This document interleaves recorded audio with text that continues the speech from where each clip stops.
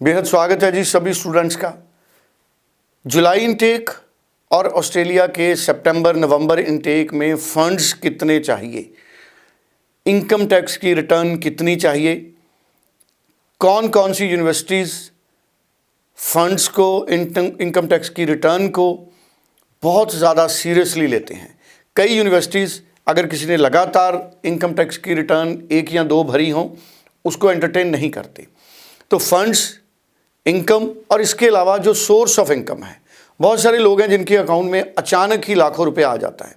University उसका source पूछती है और इसके साथ साथ एग्रीकल्चर इनकम। जिन स्टूडेंट्स ने सिर्फ एग्रीकल्चर इनकम के बेसिस पे अपने केस में अप्लाई करना है उनके लिए क्या पॉसिबिलिटीज़ है।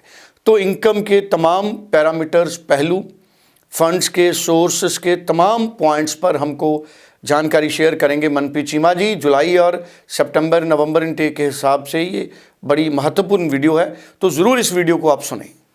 देखो, मैं हमेशा ही बोलता हूँ कि एकेडमिक्स के साथ अब फाइनेंशियल्स भी उतना ही इंपॉर्टेंट रोल प्ले कर रहे हैं। तो अगर हम बोलें कि एकेडमिकली बच्चा बहुत स्ट्रॉन्ग है लेकिन वो फाइनेंशियली स्ट्रॉन्ग नहीं है, मतलब फाइनेंशियली उनके पास डॉक्यूमेंट्स नहीं है प्रॉपर, फिर भी वी कांट अप्लाई। मतलब ऑस्ट्रेलिया बहुत स्ट्रिक्ट हो गए इन चीज़ों को लेके। अगर कोई बच्चा एकेडमिकली वीक है, फाइनेंशियल्स हैं तो भी प्रॉब्लम है। तो मेरे कहने का ये मतलब है कि आज की डेट में जितने एकेडमिक्स इंपॉर्टेंट है उतने ही फाइनेंशियल्स इंपॉर्टेंट है। जितना बच्चे का रोल है आज की डेट में वीज़ा लेने के लिए कि वो पढ़ के अच्छे नंबर ले, उतना ही पेरेंट्स का रोल है कि वो फाइनेंशियल्स को उतने अच्छे तरीके से दिखाएं। तो financials yes, it's a very important part, क्योंकि ऑफर लेटर तो आ ही जाएगा। ऑफर लेटर तो 24 घंटे में भी दे देता है हाई कमीशन, लेकिन फाइनेंशियल्स कैसे रेडी करें। फाइनेंशियल्स एक बहुत बड़ा मैं कहूँगा कि लोग बहुत मिसगाइडेड हैं इस चीज़ को लेके। जिसके पास फाइनेंशियल्स हैं भी है उसको भी कई बार कंसल्टेंट्स बोल देते हैं कि नहीं, आप नहीं, इन चीज़ों से नहीं मैनेज हो पाएगा because of the lack of knowledge. मुझे लगता है कि फाइनेंशियल्स की भी नॉलेज कंसल्टेंट को होनी बहुत ज़रूरी है, तभी वो किसी को गाइड कर सकते हैं जी।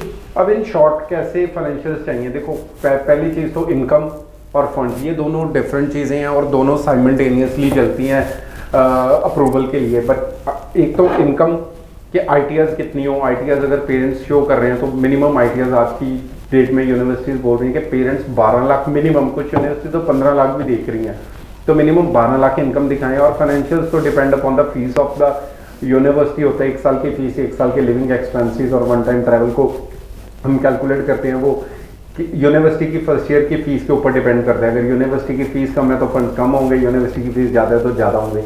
बट फिर भी अगर हम एक रफ आइडिया ले तो 35-40 लाख के बीच में फाइनेंशियल्स बन जाते हैं, इंक्लूडिंग द फर्स्ट ईयर फी।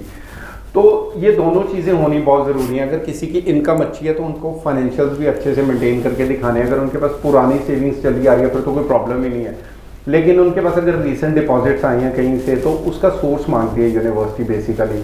तो सोर्स ऐसी है कि समटाइम इट हैपन कि आपने कोई जगह सेल कर दिया, आपके अकाउंट में पैसा आ गया, तो वो सेल डीड लगेगी, बायर और सेलर के अकाउंट से पैसा दिखाना पड़ेगा कि हमने इनको सेल करी थी, इन्होंने हमारे अकाउंट में पैसे डाले। और जितने पैसे बाई चेक या बाई ट्रांसफ़र आ रहे हैं वो ही हाई कमीशन मानता है, कैश पैसे को वो नहीं मानते हैं। तो अगर कोई भी ऐसा आप स्टेप ले रहे हो बच्चे को भेजने के लिए, अपनी कोई चीज़ प्रॉपर्टी को सेल कर रहे हो, तो ट्राई कीजिए कि उनसे जितना भी पैसा है वो सारा ट्रांसफ़र कराइए अपने अकाउंट में, कैश मत लीजिए।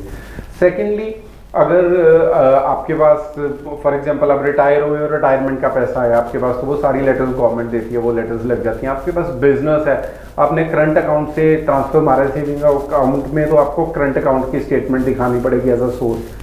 अगर आपके पोस्ट ऑफिस से पैसा आ रहा है, आपने डिपॉजिट करवाया है सेविंग में, वहाँ से बंद करवा के, तो वो दिखाना। तो सोर्स का मतलब ये है मेरे से कि कोई भी पैसा कहीं से भी आ रहा है उसका आपको सोर्स दिखाना पड़ेगा। लेकिन आप किसी से भी पैसा एज अ गिफ्ट मत लीजिए, वो नहीं चलता है ऑस्ट्रेलिया में। सोर्स का मतलब ये नहीं है कि हम बोलें कि मेरे दोस्त ने 10 लाख डाल दिए, वो नहीं चलेंगे। आप सिर्फ अपने जो एक प्रॉपर सोर्स है, प्रॉपर मीडियम से जो पैसा है, वो सिर्फ उसी को कॉलेजेस और हाई कमीशन मानता है। तो अगर तो आपकी इनकम मेंटेन कीजिए, पहले तो आप अराउंड 12 लाख के आसपास आप पेरेंट्स की इनकम रखिए और उसके बाद आप अपने फाइनेंशियल्स को मेंटेन कीजिए, एजुकेशन लोन लीजिए, लोन अगेंस्ट प्रॉपर्टी लीजिए, ये सारे वैलिड है।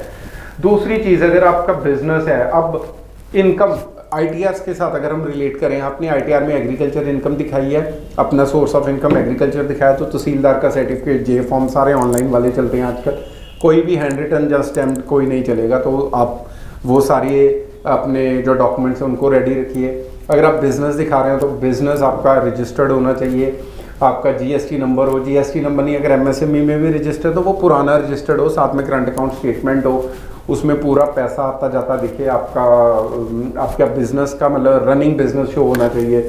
समटाइम यूनिवर्सिटीज फोटोग्राफ भी मांग रही हैं जो अपने बिजनेस की, और अगर कोई सैलरीड है उनके पास तो सारे डॉक्यूमेंट्स ही होते हैं, आईटीआर भी वैलिड है, उनके फॉर्म 16 है।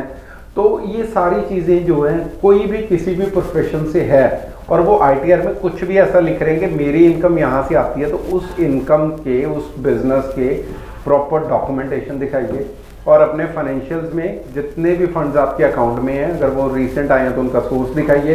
एजुकेशन लोन ले रही हो तो लोन लेटर लगेगी, उस एजुकेशन लोन से पैसा ट्रांसफ़र होगा यूनिवर्सिटी को। तो ये छोटी छोटी चीज़ें हैं। बाकी डिटेल में तो हम, अगर आप हमारे पास आओगे, ऑफिस में आओगे, आप हमें अपनी प्रोफाइल बताओगे तो हम आपको डिटेल्ड में सारा एक्सप्लेन कर देंगे कि आपको कैसे डॉक्यूमेंट्स चाहिए टू मूव फर्दर।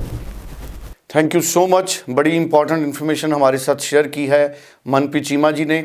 स्क्रीन पे नंबर है, सभी स्टूडेंट्स इस नंबर पे फ़ोन कर सकते हैं, कॉल कर सकते हैं।